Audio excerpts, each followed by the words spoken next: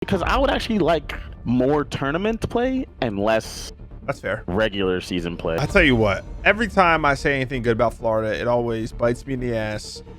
Same vein as Pacman, but I think I want to talk about TJ. Welcome to Reverse Sweep's preview show presented by USAA Insurance. I'm really excited, Enable Pacman. I'm really excited for week 2 in particular because I want to see teams like Florida play. I know that week 1 was fairly standard, but I think maybe Florida, we could continue to see some crazy things from them. Is there any team that you guys look at off the rip that you're like, they could maybe surprise in week 2? It's got to be Florida. Yeah. Like Florida has to be my one team. You know, I got to put LAT in there. Come on. But from what I've seen so far in the first week, I think Florida is like the only one that I could really consider. I don't even know if surprising would be the right term, but like they had a huge first week going 2-0. You know what I'm saying?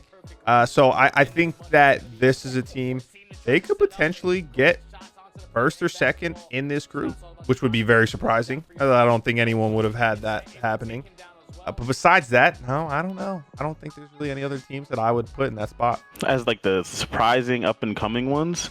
Doesn't have to be surprising, but I mean, just basically week 1 was pretty much went how we expected, except for Florida taking down Toronto.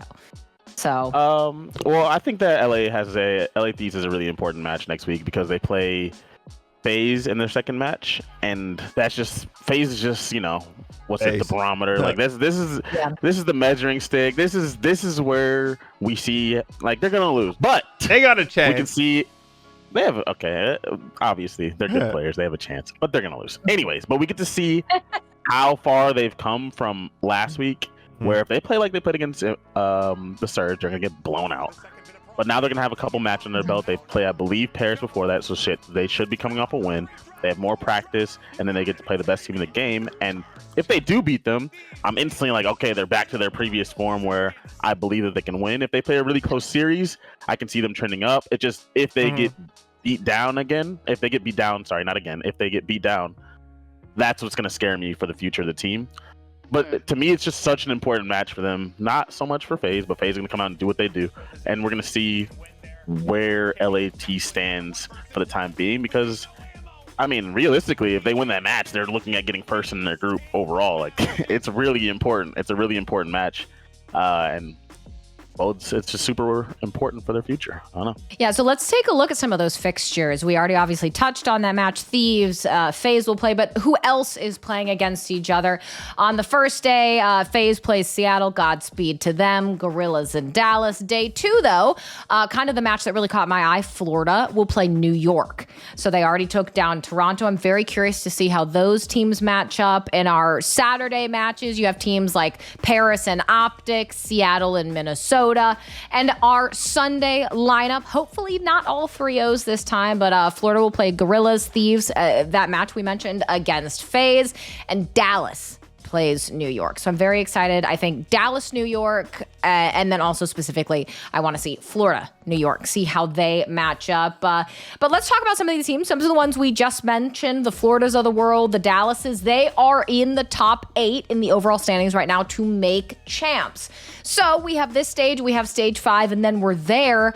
Do you guys, do you guys think there's any room for potential upsets here for any of those bottom teams to maybe in the next couple stages, next couple weeks, kind of usurp that 8th place spot and make a run for champs?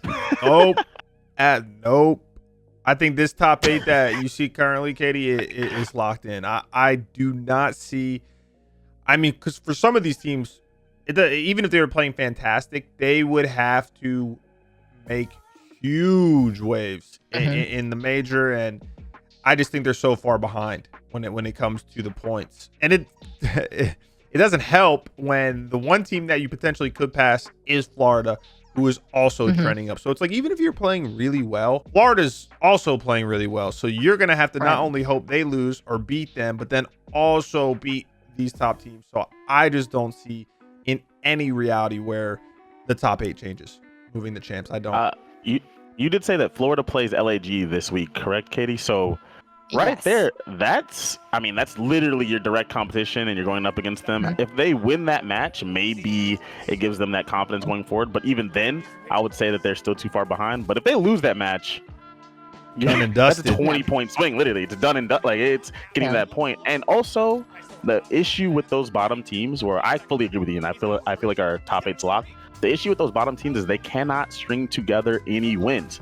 They might get a win here and there, but they can't string them together, so they never are in winners. Or if they do start in winners, they're in winners round 1, and they play one of the teams that are ahead of them, so it's always playing like New York or OpTic or someone like that. Then they lose, they're instantly bumped down. They don't ever get a point where they're getting this steam going forward, and it's just too hard to make up the amount of points in the actual major, because you're starting and losing. You're starting down there, and you know what happens in the major. It happened to Dallas last time when you're one of those teams. You lose that first round in winners, and then they have to play OpTic in their first losers match, and they got nothing going. And that's what happens to these other teams, but we kind of just let it slide because we expect it from them, and Dallas is Dallas, so we paid more attention to that scenario.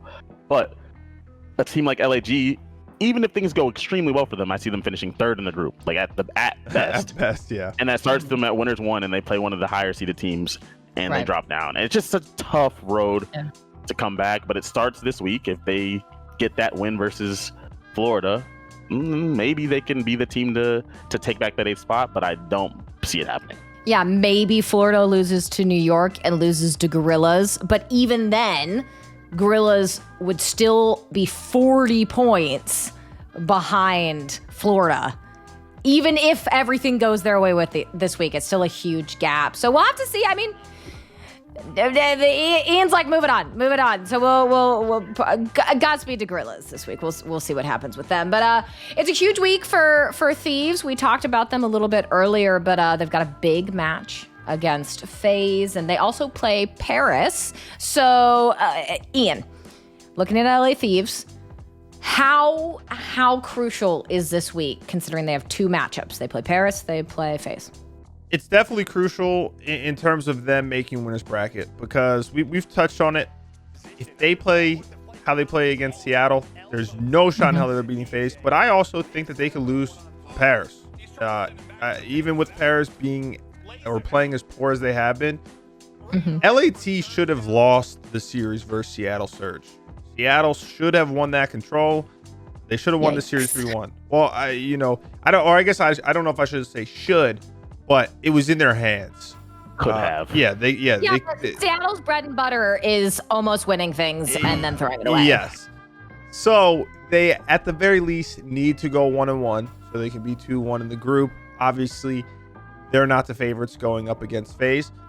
But if they can perform, like John said, this is going to be the test to see how, where you kind of rate them. If they somehow do go 2-0 this week, being 3-0 is huge for them. At that point, I see them getting first.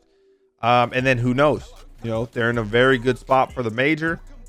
And they could not only do damage there, but they could also move up in the overall standings to get a better seed for champs. Absolutely. That's what I get out of Pacman. Absolutely. I mean, I touched on it already. I mean, LA Thieves in a spot where they need to just start playing well like they were before. Simple as that. Win or lose against Atlanta, just give us a show, give us a match, so we have faith in them going forward. If they do win against Atlanta, now they're in a position to actually finish the group in first. Because then when Atlanta goes off and beats everyone else, it gives you that cushion where you can lose a match, but then you'll have the tiebreaker versus Atlanta. Like, it's the most important win in the entire group. That's why, I mean, that was really huge for Florida, too, for beating Toronto, because their group has New York and Toronto. And if they get that win against New York, they also are in the driver's seat to win their group. But it's just really big wins for those teams, and LA's in that position next week. And I think that definitely that LA and FaZe matchup, very curious to see how close that is, how competitive that series is. Because as we saw before when TJ was in the lineup, they have gone the distance against FaZe in the past. So can they do it again? A reminder though, guys, Reverse Sweep is presented by USAA Insurance. They make it super easy to insure all of your stuff, like your rigs and gear, and they have your back. Eligibility restrictions apply. Insurance provided by United Services Automobile Association and its affiliates, San Antonio, Texas. Subliners, guys, let's talk about it. We have them in third in our power rankings. They've been looking great. They were in the grand final against FaZe. And how tough do you consider their week? They're going to play Florida and Dallas.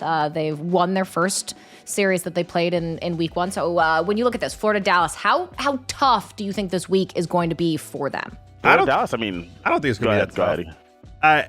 I think you got to assume they're going to beat Florida and they're going to beat Dallas. I am excited to watch the Florida NYSL match. I wouldn't be surprised, I guess, if Florida were able to win that series, but also not quite sold on the team.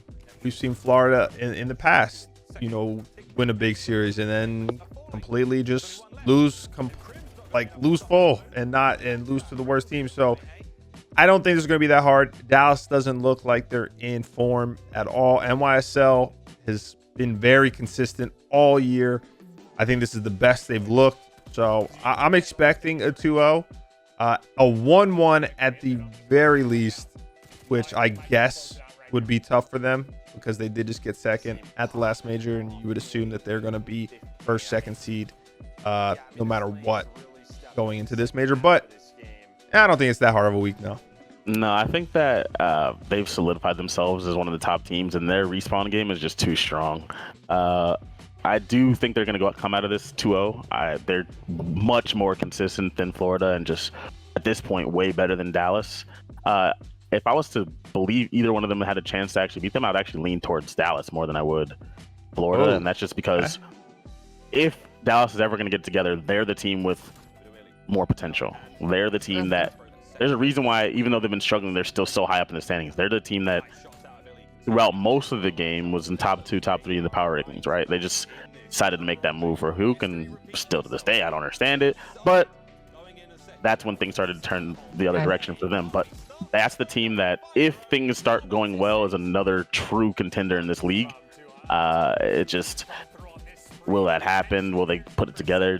Is a week enough time for that to happen? I'm not really sure, but if I was to lean a direction, I would lean towards them. Just if it gets back to game form and is playing like he was with LAG and add that firepower back onto this Dallas team, they could become a scary team. So I wonder then if Dallas, Pacman, do you think Dallas can kind of channel the same energy that OpTic has when they play Dallas? And what I mean by that is that you can clearly tell whether it's an effort level, teamwork level, whatever, OpTic leans in when they play Crim, when they play Dallas. They just look much more in sync. So Dallas, when they're playing Subliners, they're playing Clay. Obviously, they had crazy reverse sweep against Subliners earlier on in the year. But when you look at them, do you think they'll be able to channel that kind of energy into playing and trying to beat Clayster, or no? Not really, because I feel like it's the other way around. Like, it should be Clay with that energy towards Dallas, not the other. Not like they just had to split up because the game went from 5-5, 4-4. It is what it is. But it's also not even the same team, the same situation. He's not going against his full former team anymore because Kyler's not there. Dallas isn't the same as they were at the beginning of the season when you need that fire to go against them because they're just expected to win all the time. Like, New York's expected to win that match, and I don't think that Dallas ever, I don't feel like Crim most of the time even has that energy towards the other teams. It's more about his own situation and make sure his team is playing correctly and on the same page and using teamwork and just getting him and his teammates on the right path. I don't think that it's about fire and intensity. He has that for everyone. So I don't think that he needs to channel anything. I just think he needs to make sure that they're all playing fundamentally correct and together.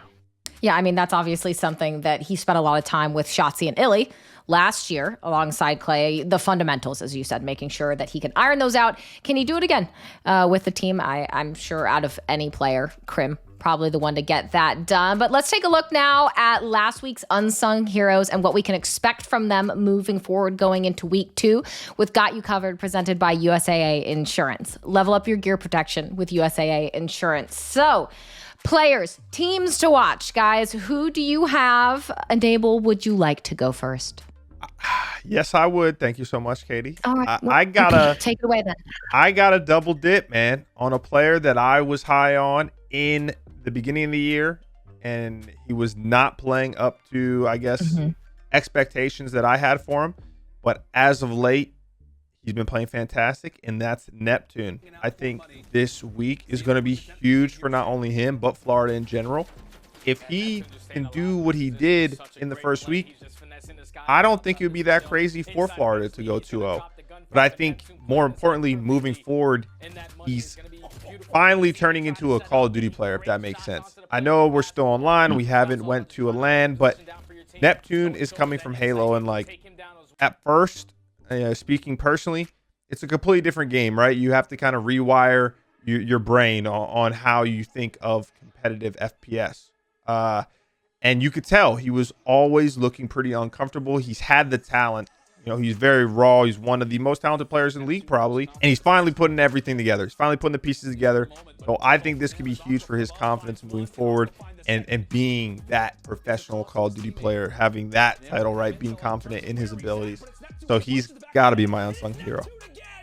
Okay. My player to watch for next week is going to be Venom. I feel like okay. I've said this before. Just when they're struggling, it looks like he's extremely... like he's going through it on the map, but I know that he's a really good player. Like I'm not trying to. I don't want to insult him because he's actually really good. It's just whatever role he has on the team. I mean, I'm not staring at the mini map like that, but whatever role he has on the team, it seems to be like he's in that position where he chooses to go first a lot, or he chooses to whatever it may be. He struggles when they're losing. Like it's tough, but on the flip side, when they were rolling, when they were getting it together, I actually started to see whatever Cap and the rest of them saw with him on the map, because I hadn't seen it at all. At first, I thought he was just a really average. I'm not gonna lie, I thought he was really bad. Like Well, his debut was not great. No, it wasn't. But then he started when the team started to function correctly. When they decided to make that move for Slasher and whatever it was, and it just clicked. I started to see the flashes from him. Right, I started to see that, and I think that if they're going to beat FaZe, I'm going to need that Venom again that I saw, not at the major, but before that, before they dropped TJ, when they were on that roll, he started to show us all what he could do. And I think that if we get that Venom again and that TJ, that combo, that they really do have a really good chance to compete at a high level against FaZe and get the ball rolling. I like that. I think unsung heroes, some folks that I want to watch.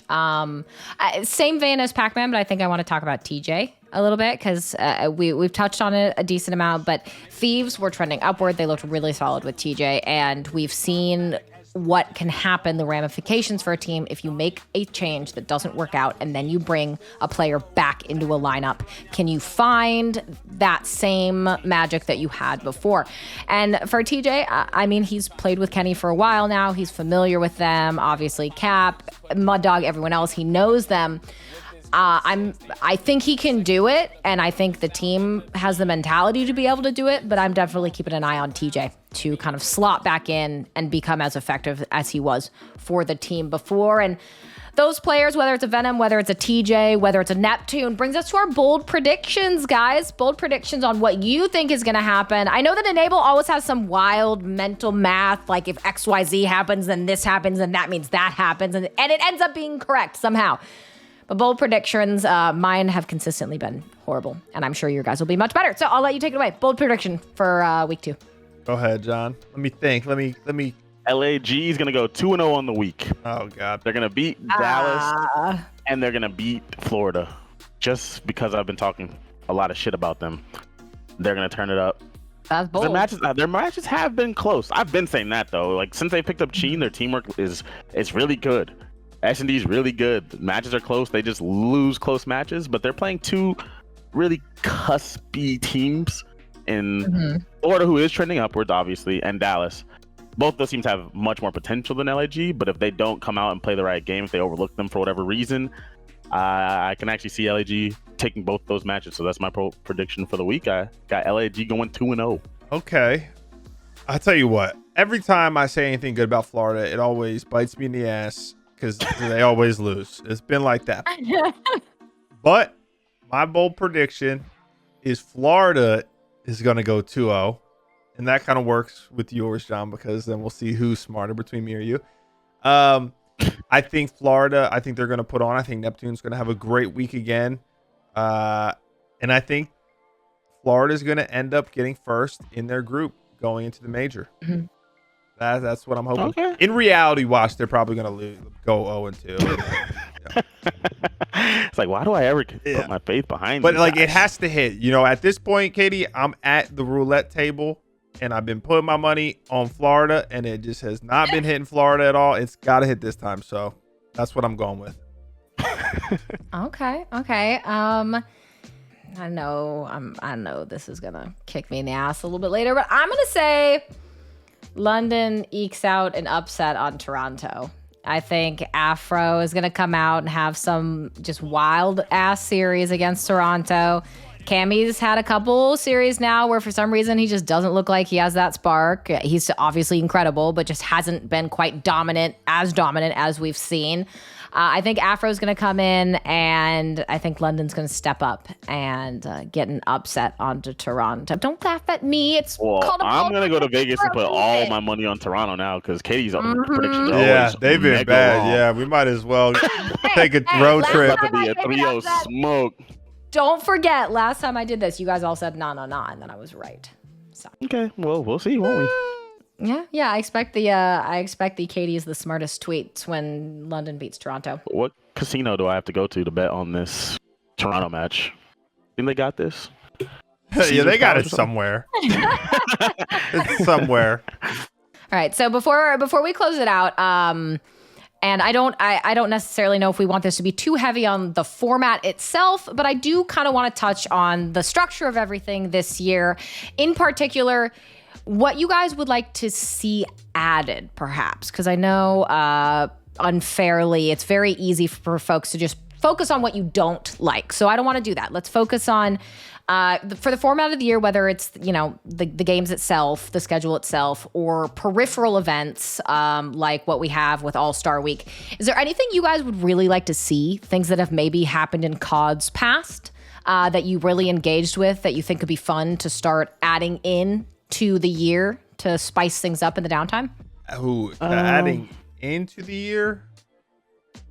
I don't know about that. I mean, I've always, even with regular sports, like I've always been into the actual competition. I like the all-star games or the skills challenges. I mean, they are cool, and it's cool to really give respect to the players that are performing in that given year. But nothing stands out in terms of that for me, Katie. There are two things in the format that I would love to see implemented moving forward in the future, especially if we get back to LANs. The first one is I wish each team played each team twice instead of once. One series just doesn't seem like it's enough, especially if you lose a close one, like a round 11 game 5 to a team, and that ends up being the decider. You know what I mean? More sample size is always better. And then the other one is, if you're in the finals from winners bracket, I feel like you have to have an advantage. The team's got to beat you in 2 series. I really do. Those are the two that I think that I would like to come back, just because I think they made it more entertaining. They definitely made the league more entertaining when the format was like that, in my opinion. I stole both of John's answers. Well, no, because I actually really disagree with the 2 matches thing. Really? Because I would actually like more tournament play and less. That's fair. Regular season play. Regular season play, like, let's all be honest. The week we just had was. You know what I mean? Like it happened. That the week occurred. And that's pretty much it. I just feel like we need less regular season play, more tournament play, more matches that really feel like they matter, not more less. Impactful. Like more impact. Yes, more impact. More time for the teams to actually know what they need to do with their rosters because they've played more impactful series. So then our level of play should actually be, because to me the level of play is not as high as it should be right now. I don't know if you agree or disagree, but I feel like there's a few good teams. Like there's a few obviously outstanding teams, and then a bunch of middling teams, and then your stack of bad teams. And that's always going to happen. There's always going to be the better teams and the worse teams, but the middling teams just aren't even close to where they should be. They should be, the middle of the pack team should be better, and the level of play should be higher. And I think that if we had more impactful series, more tournament play, it would show.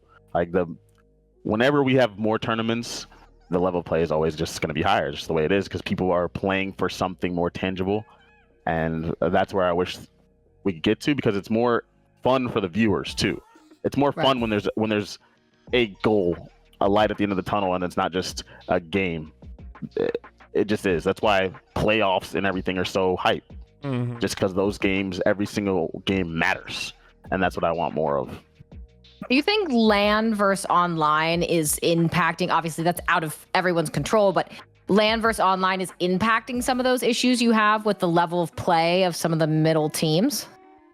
Like, is that a contributing factor, or do you think it's more? Not really, but I mean, obviously, LAN's always going to make a difference, right? Some people are just going to play better on LAN, but not really.